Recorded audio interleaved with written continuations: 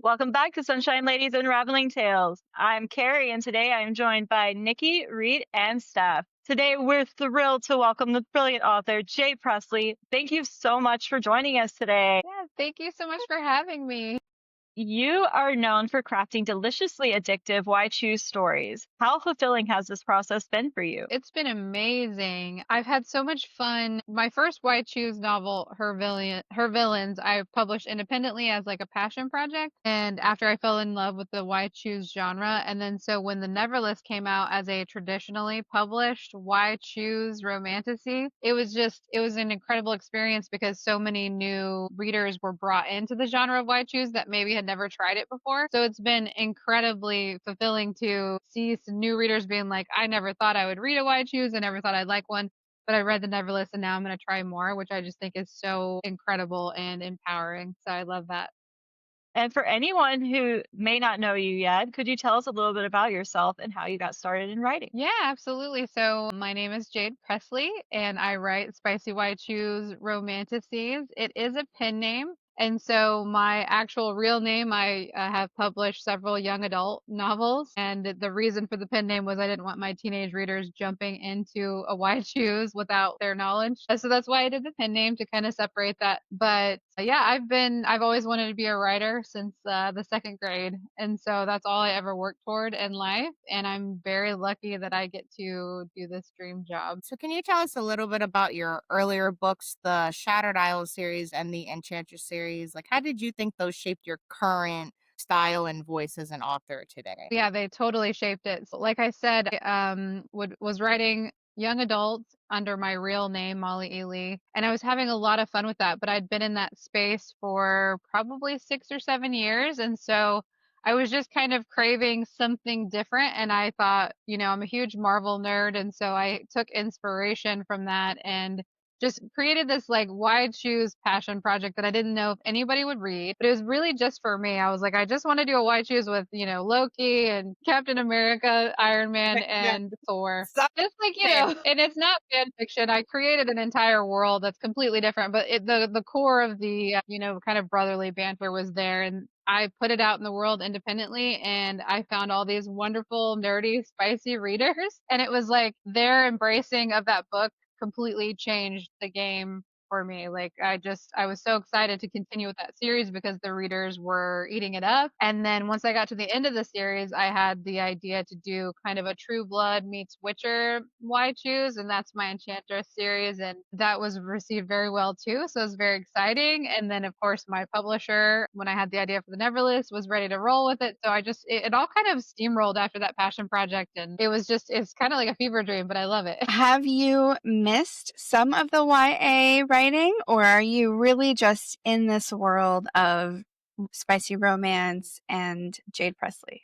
I am super in it. Like I'm so deep in this world, and I think it's because, I've been on deadline for book 2 of the Neverlist, and so I'm just living and breathing Lumithis right now. And I think maybe because it's still so fresh, I think I only published Her Villains in 2021, if I'm remembering correctly. So it still feels very new to me, whereas I spent 6 or 7 years in the young adult space. And so while I love young adult and it does hold a special place in my heart, and I probably will venture back to that whenever I have characters of that age talking to me. But right now, I have all of these very sassy heroines that are just like ready to make some men get on their knees talking to me. And so I'm really just in that world right now, and I'm loving every second. We're so here for it. You guys, if you have not picked up this book, put it at the top of your TBR right now. If you're over 18.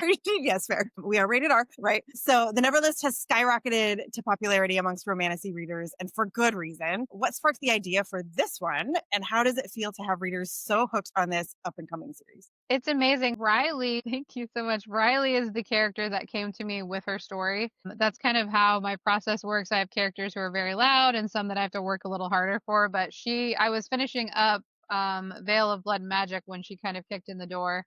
And she was like, I have a story to tell. And I was like, I'm not on to you yet. Hold on. But she kind of showed me this really beautiful party that she was at. And it looked amazing. I was like, I want to be at this party. But she was super pissed she was at this party. She was not happy about it. And I was like trying to figure out what that was. And so I had to dive a bit deeper into her character and really figure out, oh, there's a lot going on here that's not like just, it looks amazing, but it's not really amazing for her. And so my YA publisher had seen my pen name and they were like, well, we want something like this. Do you have something in the works? And I was like, yeah, actually, this character just kind of gave me her story, and then I gave the pitch for the Never List, and it kind of just steamrolled from there. And it's been amazing. I love that the readers, especially the ones who never have tried White Shoes, are so open to it and loving it so much, and just being able to fall into that kind of story is wonderful. We were just at Barnes and Noble, and your book was completely sold out. That's wonderful. I didn't know that.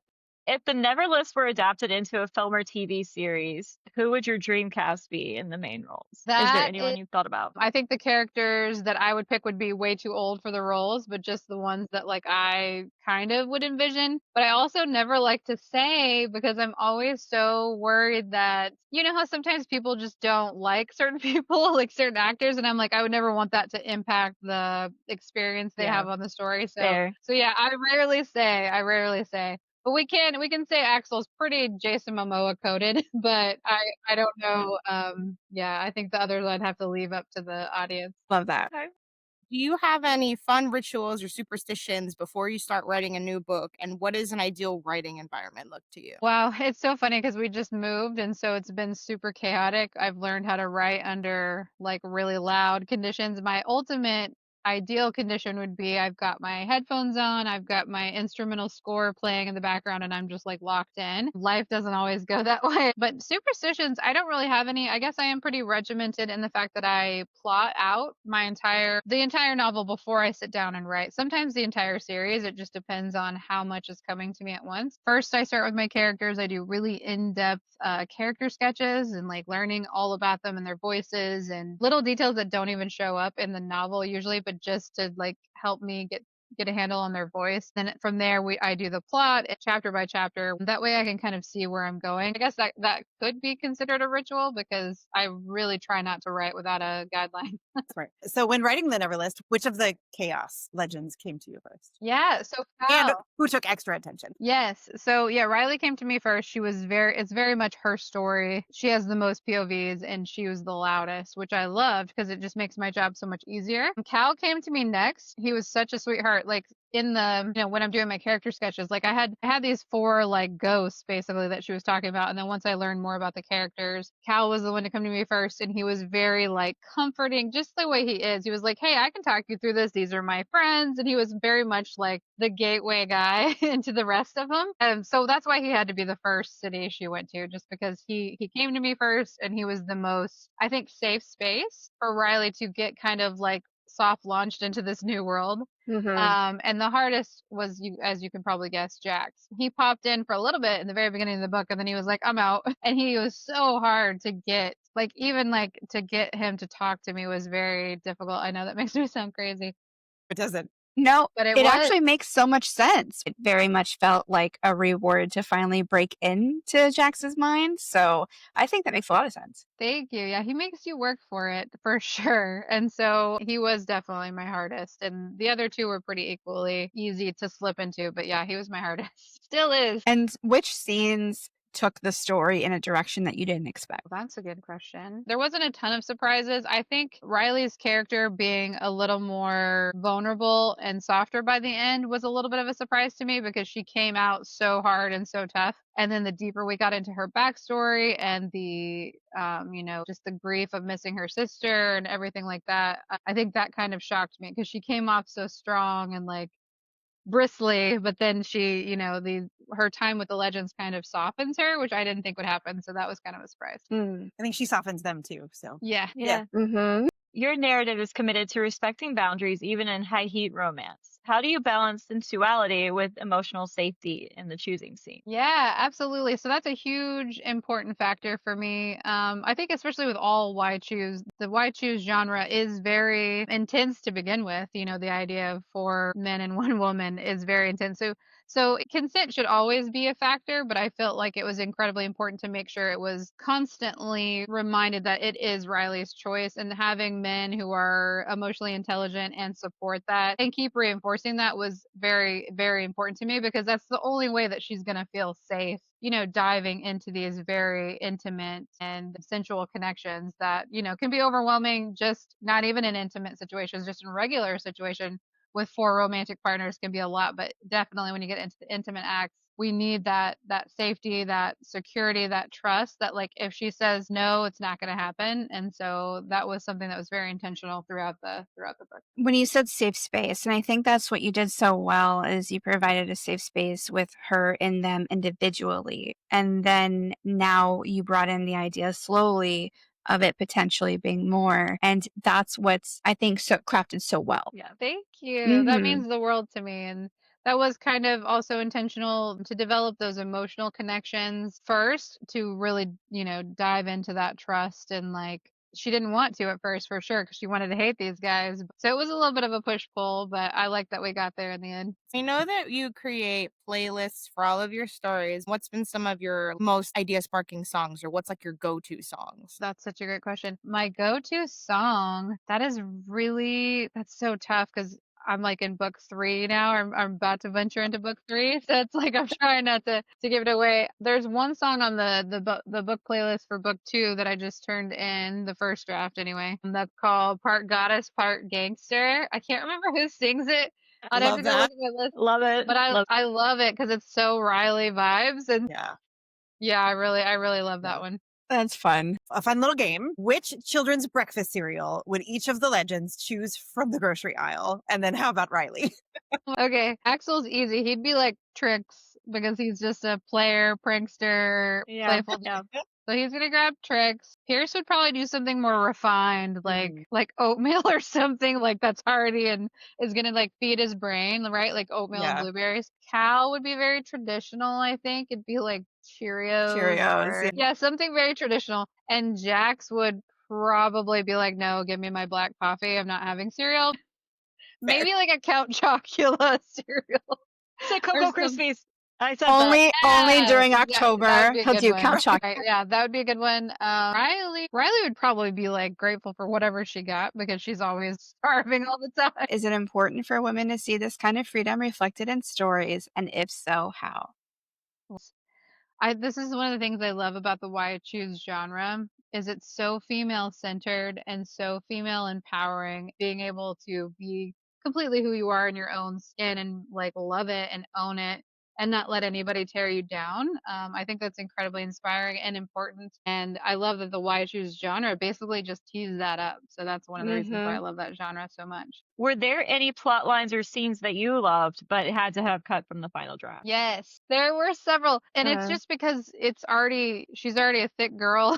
The book is already pretty big anyway. And so it just became like, if it's not emotionally or essential to the forward arc, that we need to cut it. But luckily they get to go in the second book. So I'm Oh, very nice. excited about that. So yeah, I had a Ooh, scene okay. in particular, a scene I loved with Axel. It was a very fun scene with Axel that had to get cut because it wasn't really pushing the story forward, but it was super fun and it's going in book 2. So Yay. I'm very excited about that. But yeah, that happens sometimes in edits, and that's just part of it. That's Have you ever had a fan interaction and their response to your stories has completely floored you? Like, it made you laugh or you cried? Yeah, I've had so many amazing interactions with readers lately. It's incredible, and I'm doing my best to keep up with all of the DMs. It really does mean the world to me. I started out in YA, and I've gone to signings where like nobody shows up, and you're just sitting there with your book, and you're like, oh, what's happening? And then I've gone recently to signings, and there's so many amazing readers there, and they're all excited about this genre and the book, and so it has been really incredible. I did have a couple actually female readers reach out to me and say that Riley gave them the courage to get out of a bad relationship, which I was really shocked by. It wasn't like an intention I had with the novel to have that terrible toxic ex. He was just a crucial part of the story with her toxic ex. But getting those messages, yeah, I was in tears with their stories and them saying that it just something clicked with her character and it clicked with them, and they demanded better, what they deserve, which really, that just like hit me in my heart, and it was something that totally was unexpected, but I was really, really grateful for it. that they felt compelled to share that with me. It's like little things too. Like the princes, they're great, but they do little things that just add up. And that's what I try to tell people when they're like, this is so unrealistic. I'm like, yeah, we're not flying through the sky, but like Pierce runs her a bath and Cal gets her coffee. Like Yep. it's not rocket science. There are little things that compound and show how much you care for another person. And I think that's some of the takeaway there is that when people realize like, oh, even those small things would feel like luxuries. I always laugh at that. I'm like, he gets her coffee. It's not it's not that Right, big. right. Yeah. Definitely good to like see representation in that sense too. I love the community we have. It's so great. Mhm. So fans are buzzing for the sequel that you recently turned into your editors. Congrats on the first draft. Mhm. Can we have any hints for what the Legends of Chaos might face next? And we get to meet the cat. And the cat has a cat. name that you haven't shared yet. I know. I haven't shared it. Again, it's so hard with edits, especially this early on. I have such a wonderful editor and she sees me. That's another thing. It's like she gets me, she gets my voice, she gets the story really well. And again, I never know. I'm like, is my cat storyline gonna get cut out of this? Keep the cat in. You hear us? I know. I really hope so. Like, I feel like he plays a really good role, and he did kind of. He's been since the first book I've known about him. So I hope we get to keep him. But if not, what else can I tell you? We do get a lot more POVs from the legends. So that's really Ooh, exciting. Yeah, okay. I love it. I love it so much. Jack still gives me a hard time though. And then I can say that the world will be expanding. We'll be learning a lot more about the world, and maybe some questions that were answered in book 1 are gonna that makes sense in book 2. Hopefully. What tropes or genres are you excited to explore in the future? And I'm really curious to know, is there a character floating around in your mind lately that doesn't have a book yet? Yeah, so I'm excited. I love Why Choose, but I do feel like I could absolutely do a traditional one-on-one relationship, like a slow burn. I think would be super fun. Like a real like if Jax was in control, kind of like Okay. real slow okay. burn, like real painful slow burn. I think that would be fun because I haven't done that in a while. And it definitely if it like suited the story. I do have a character floating around in my head right now, but they're still kind of in that, like I said, like ethereal stage. Like they're not really fully formed yet, but I'm taking notes. And so usually when I start taking notes, that's when they start coming to me a little bit more clear. So I'm excited about that one. With Romantasy BookCon coming up in October, can you tell us what you're most looking forward to during that event? I've never been to that event, so I'm super excited just to see all the amazing panels and get to meet with readers. It's one of my favorite things ever is just to get to talk to you all and meet you, and just the fact that people show up with my book is like shocking to me still. And so it's always so fun to like hear how they found it and who their favorite character is, and just little tidbits like that just literally make my day. So mainly I'm just excited about that, just getting to meet all the readers and see what the con is all about. Have you ever been out in public, not for book event, and seen someone reading your book in real life, just out in the wild? Not yet. No, not yet. I did have an incident. So I recently was going over to Surprise. There's a book club. It was about an hour away from here in Oviedo, I think. And there was a book club and they had been reading the book all month. And the manager found out that I was living out here now, that I just moved out here, and asked if I would just like pop in for a surprise. And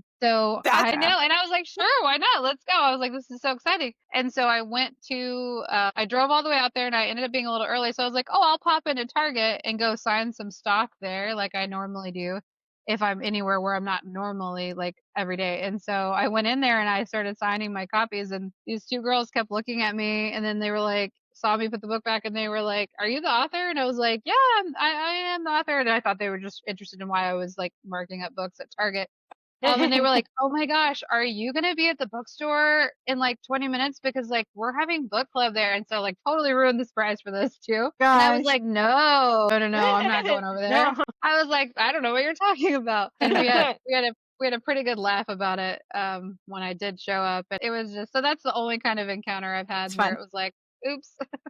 It was my first time doing that, and it was wonderful. It was so cool because they'd been, like I said, they'd been reading the book for like a month or 6 weeks or something, and they met every week to talk about their progress, and so they were really in it, and they had a lot of good questions for me. So it was pretty cool. That reminds me, I don't remember the author's name. It's someone on Instagram, and she always goes to like the different stores and she tries to see if she can get away with the signings of her books. Eva Rose, I think is her name. I think it's That Geneva. correct. Yeah. Yes. Yeah. Yeah. watching her videos because her husband's always filming and he's Yeah. like, let's wait. And then she's like dancing. And then she just had her baby too. So she had him like strapped. And she was like, Mom is going to get away with it. She's like signing over his head. It was the funniest thing. But yeah. Oh my gosh, I love her. Yeah, she's amazing. I never scroll past that video. I'm always in it. I love it. All right. So we're going to play this or that. So Secret Library Rendezvous or Midnight Garden Kiss. Ooh, Midnight Garden Kiss. All right. Slow burn tension or instant undeniable spark. Instant, undeniable spark. Mountains or beaches. Well, that's so hard because I love both. I'm gonna go with beaches. I'm in a beach zone right now. Secrets whispered in the dark or grand gestures out in public. Grand gestures. Physical books or audiobooks. I love both. I would say both. I like to have it, to hold it, and then I like to listen to it. Yes, right? That's hard. That's a hard choice. I'd say both. I feel like I'm the same. It's more like physical trophies, but then you listen to it. So yeah. That's really hard. I love a good plot twist. I Nice. love a good, and Yeah, usually you that do. usually it leads to growth. So it's almost like a stepping stone to growth. Goddess or Demi. Ooh, I'm gonna go with Demi. I got it because my girl. Game nights or movie nights. I love game nights. I'm a big board game nerd. Jade, where can your newest fans keep up with all the exciting things to come from Jade Presley? Thank you. You can find me on Instagram or TikTok. That is where I'm at most. And in either of those profiles, I have a link. If you want to stay really up to date, you can sign up for my newsletter. Sometimes when I'm on deadline, I do not send as many as I should, but that's just the real life. I could either write the Yeah. newsletter or write the book, and sometimes it comes down to that. That's where you can find me. Well, thank you so much for chatting with us today, and we cannot wait to see you soon. Bye. Thanks for having me.